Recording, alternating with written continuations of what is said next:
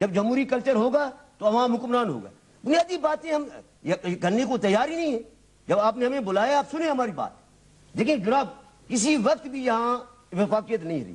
وفاقی پارلیمانی نظام حقیقی وفاقی پارلیمانی نظام اس ملک میں کبھی نہیں رہا. یہاں بات سنیں میں اپنی بات کی طرف آتا ہوں. اگر آپ دیکھیں عبدالحی بلوچ صاحب جناب اگر آپ نے بلایا ہے تو ہماری بات سنیں. دیکھیں ہم بولنے والے لوگ ہیں بات کریں گے. دیکھیں بات سنیے کم از کم موضوع تک تو ہم رہیں میں موضوع کی طرف آ رہا ہوں. اگر بولنے لگ پڑوں میں ہر ہفتے کالم لکھتا ہوں جی. میں اگر کرنے لگ پڑوں تقریر تو 1 گھنٹہ تو میں بھی کر سکتا ہوں. میں موضوع کی طرف آ رہا ہوں. اس سے کیا فائدہ کیا ہوگا؟ میں موضوع کی طرف آ رہا ہوں. مسئلہ یہ ہے کہ آئین ہم یہاں جو بحث کر رہے ہیں کوئی آئین میں آپ تبدیلی جو ہے کچھ آپ کے ذہن میں ہے, کوئی کانسٹیٹیوشنل کوئی پروپوزل ہے جس کے تحت یہ خرابی جو ہے دور ہو سکے. میں اس طرف آتا ہوں. میں آتا ہوں اس طرف سے آپ سنیں گے تو میں بات کروں. جو آئین میں موجود ہے دیکھیں جی جو آئین میں 3 ادارے ہیں national council of common interest, اس میں یہ دوسرا اکنامک اس کا بھی انٹرسٹ کا بھی ہے, اس میں نیشنل فائنانس کمیشن بھی ہے. تو یہ تمام چیزیں اگر ریگولرلی یہ میٹ کریں اور تسلسل کے ساتھ میٹ کرتے رہتے, اسی طرح اگر سینٹ کی کمیٹیاں کام کرتی, اگر قومی اسمبلی میں بحث ہوتی, اگر صوبائی اسمبلیوں کو واقعی اختیارات دیے ہوتے جو آئین 1973 میں موجود ہیں, اور ایمرجنسیاں نافذ نہ ہوتی اور فوجی حکمران بار بار آئین کے اندر بہت کچھ ہے, لیکن جو لوگ طبقہ حکمران ہے ان کا مزاج ہے کہ ساری اختیارات ان کے گرد اکٹھے ہوں. آپ نے کہا کہ میں وزیر رہی ہوں اور بہت کچھ رہی ہوں. میں بنیادی طور پہ نمائندہ رہی ہوں اور میں نے مقامی اداروں میں بھی نمائندگی کی ہے, صوبائی نمائندہ ادارے میں بھی نمائندگی کی ہے, اور قومی اسمبلی کی میں 3 مرتبہ رکن منتخب ہوئی ہوں. 2 دفعہ نامینیٹڈ منسٹر بھی آپ رہی ہیں. 2 دفعہ میں بالکل عبوری کابینہ میں ملک پراج خالد کی کابینہ میں رہی ہوں. اس سے پہلے غلام مصطفیٰ جتوئی صاحب کی کابینہ میں بھی رہی ہوں.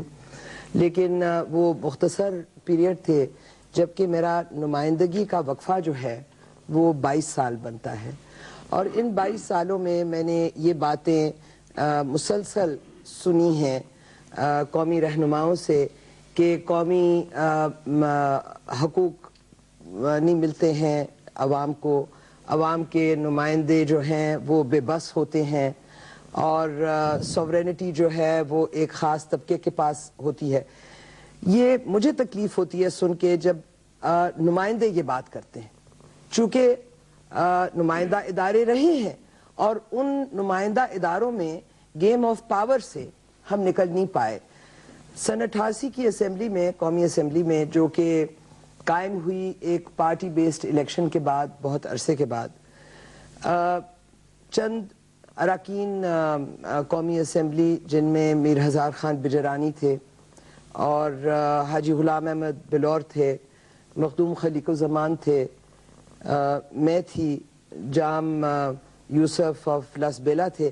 ہم نے بیٹھ کے اور ایک ایکسرسائز کیا تھا کہ صوبائی خود مختاری کے جو پہلو ہیں وہ کیونکہ کنکرنٹ لسٹ نگیٹ کرتی ہے جو اس کے پرنسپلز ہیں, اس کنکرنٹ لسٹ کو ایگزامن کر کے اور دیکھا جائے کہ کون سے ایسے سبجیکٹس ہیں جو کہ اب بالکل ریڈنڈنٹ ہو گئے ہیں, کنکرنٹ لسٹ سے ان کو خارج کرنا چاہیے.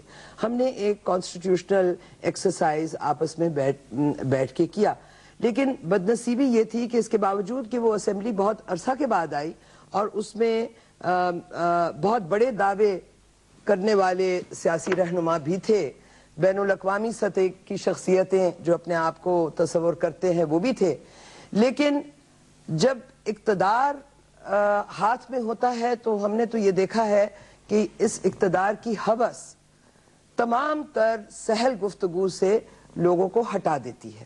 اور اس کے لیے آپ کی حکومت بھی تو کئی دفعہ بعد میں آئی اور بہت بھاری اکثریت سے لائی, اور میں شرمسار ہوں, نادم ہوں کہ جس حکومت کا میں حصہ رہی وہ حکومت ناکام ہوئی. اگر ناکام نہ ہوتی تو آج ہم جنرل نقوی سے سیاسیات کے بارے میں گفتگو سننے کے لیے یہاں نہ بیٹھتے. تو یہ تمام ناکامیاں جو ہیں ان کو ہم نے ان ہینڈ لینا ہے. میں یہ سمجھتی ہوں کہ آئین میں ایک بہت گلیئرنگ گیپ ہے. وہ گلیئرنگ گیپ جو ہے وہ جنرل نقوی سے اور ان کی موجودہ ایکٹیویٹی سے تعلق رکھتا ہے کہ آئین میں لوکل گورنمنٹ کے بارے میں صرف 2 فکریں ہیں. اور اگر آپ لوکل اختیارات تفویض نہیں کریں گے تو جیسے ڈاکٹر صاحب نے کہا اور قائد صاحب نے, تو پھر تو افسر شاہی کا بول بالا ہوگا. ایک تو ہم کو اس کی ترمیم کی ضرورت ہے, لیکن ترمیم جو ہے وہ کوئی اعلان نہیں کر سکتا, وہ تو مقننہ کے ذریعے ہی ہونی ہے. مقننہ جب تک بحال نہیں ہوگی یا نئے انتخاب کے ذریعے سے نہیں آئے گی تو آئینی مسائل آگے کیسے حل ہوں گے. اور جیسے قائد صاحب نے فرمایا کہ یہ کہہ دینا کہ مشاورت ہے, یہ کوئی بھی کہہ سکتا ہے, لیکن مشاورت تو نمائندہ ادارے میں ہی ہو سکتی ہے. جنرل صاحب اس کا آپ کیا کہیں گے؟ یہ جو ایک کرٹیسزم ہے جی کہ سب چیزیں ہٹا کے اسمبلیاں بھی گئیں, آئین بھی معطل ہے, سب کچھ ہے, اور پھر آپ صوبائی خود مختاری کی بات کر رہے ہیں, پھر وفاقیت کی بات کر رہے ہیں, تو یہ کس کانٹیکسٹ میں یہ چیز ہو رہی ہے؟ جی ہاں, یہ بظاہر تو ایسے پورٹرے ہو رہا ہے جیسے کہ یہ کانٹرڈکشن ان ٹرمز ہے. اصل میں ایسا نہیں ہے.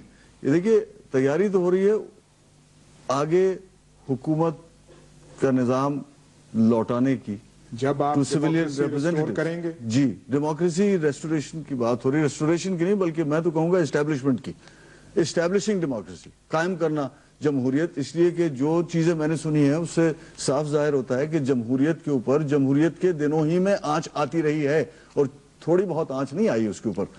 تو مقصد کہنے کا یہ ہے کہ یہ تعین کیا جائے کہ صحیح معنی میں جمہوریت اور ایسی جمہوریت جو چلتی رہے, چل سکے, اس کے راستے میں کیا مشکلات حائل ہیں اور ان کا تعین کیا جائے سیاسی شخصیات کے تعاون سے بھی, تاکہ آئندہ کبھی ایسی ضرورت نہ پیش آئے کہ ڈیموکریسی کسی طریقے سے گرے. عبدالحی بلوچ صاحب, آپ سے میں یہ سوال پوچھنا چاہتا ہوں, آئین میں جو صوبائی مختاری کا جو خود مختاری کا جو کوانٹم ہے الفاظ کی حد تک, وہ کافی ہے یا نہیں؟ جناب میں آپ کو عرض کروں, مجھے آپ ذرا بولنے دیں. میں آئین ساز اسمبلی کا ممبر رہا ہوں, خود ممبر رہا ہوں اس کا. میں نے دستخط نہیں کیے اس وقت بھی, میں نے اس لیے دستخط نہیں کیے تھے کہ کچھ حقائق تسلیم نہیں کیے گئے. مثلا ہماری سوچ کے مطابق یہ ملک ایک کثیر القومی ملک ہے, یہاں مختلف قومیتیں ہیں, یہاں پنجابی ہے, سندھی ہے, بلوچ ہے, پشتون ہے, سراکی.